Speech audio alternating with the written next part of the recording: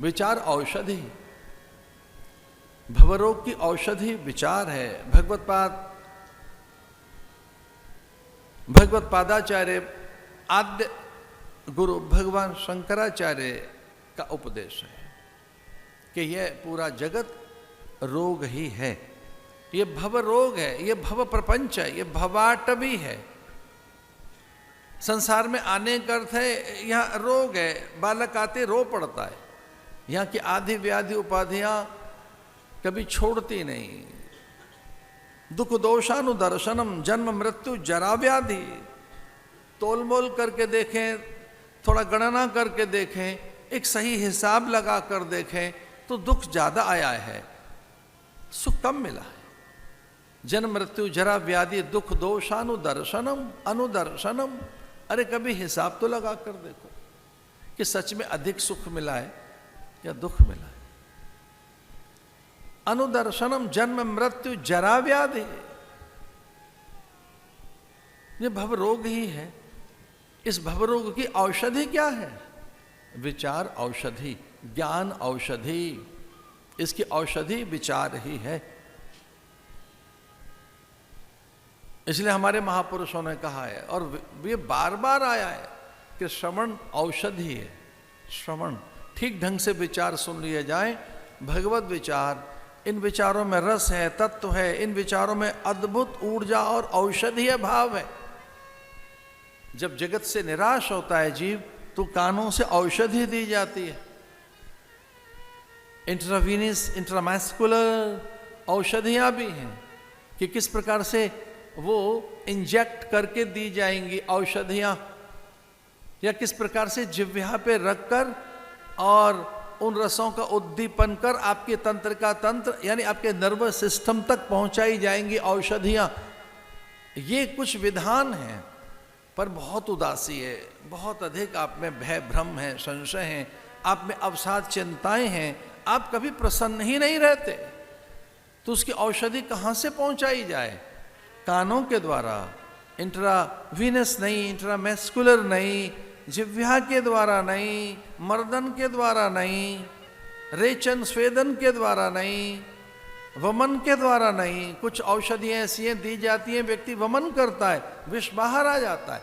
रेचन से, विरेचन से, स्वेदन से। कुछ औषधियाँ ऐसी हैं कि औषधि देंगे रोगी को तो स्वेद आता है, स्वेद माने पसीना, तो पसीने से रोग जाएगा, मलमूत्र से निरसत होगा, अथवा तो वह अन्य और विधियों से जाएगा। लेकिन भय, रोग कैसे जाएगा? भ्रम कैसे जाएंगे? संशय कैसे जाएंगे? अज्ञान का नाश कैसे होगा? इससे बड़ा और क्या रोग होगा कि आपने इसको ही सच मान रखा है। इदम शरीरम कौन्तेय क्षेत्र मित्य विधीयते। अरे भैया खेत है ये, आप इसमें कृषक हैं, ये तो खेत है, आप इसके रखवाले हैं, ये तो साधन है। पाए न जहीं परलोक सवारा, ये तो मानवीय तन, एक काया जो आपको मिली, ये एक साधन है, ये आप नहीं है। इससे बड़ा रोग क्या होगा? इससे बड़ा ज्ञान क्या होगा कि हम इसको सच माने बैठे? इसकी भ्रांति से कैसे मुक्त हों, मन की मूढ़ता से कैसे हम विलग हों, इसके लिए औषधि कान से। इसलिए सत्संग बड़ी औषधि है। सत्संगत्वे निसंगत्वम, निसंगत्वे निर्मोहत्वम, निर्मोहत्वे निश्चल तत्वम, निश्चल तत्वे जीवन मुक्ति। ब्रह्मा ने भी ये सुना, ब्रह्मा ने सुना है, श्री हरि नारायण ने उन्हें सुनाया। पार्वती बड़ी अच्छी श्रोता हैं, वो तो प्राय कथा सुनती रहती है महादेव से। उमा कहूं मैं अनुभव अपना, सत्य हरि भजन जगत सब सपना। सुनती रहती है कि जगत स्वप्न है, ये सत्य नहीं है, ये स्वप्नवत है। भक्ति ने कथा सुनी है, ऋषि मुनियों ने। पार्वती ने एक दिन पूछ लिया महादेव से कि कोई एक ऐसी चीज आपने छुपा रखी है क्या जो हमें न पता हो? यद्यपि कुछ आपका गोपनीय तो है नहीं। हे महादेव, कुछ ऐसा तो है नहीं कि कुछ गोपनीय हो, कुछ छुपाया हो आपने। ऐसा लगता नहीं कि कुछ आपने हमसे छुपाया है, पर फिर भी कुछ ऐसा है क्या कि आपने कभी कुछ छुपाया हो हमसे? तो उन्होंने कहा, हाँ पार्वती, एक बात तो हमने छुपाई है। क्या? बोले, हम कभी कभी चोरी चोरी कथा सुनने जाते हैं, ये बात छुपाई है हमने। कभी कभी हम चोरी चोरी कथा सुनने जाते हैं, साधु का वेश धारण कर, विप्र वेश धारण कर, भक्त का वेश धारण कर। एक कभी कभी ऐसा होता है, उसे हम सुनने तो जाते हैं, कथा तो सुनने जाते हैं। जब बहुत आहत थे, व्यथित थे, चिंतित थे, गरुड़ को भी काकभूषुंड महादेव ने प्रेरित किया, जाओ काकभूषुंड से कथा सुन के।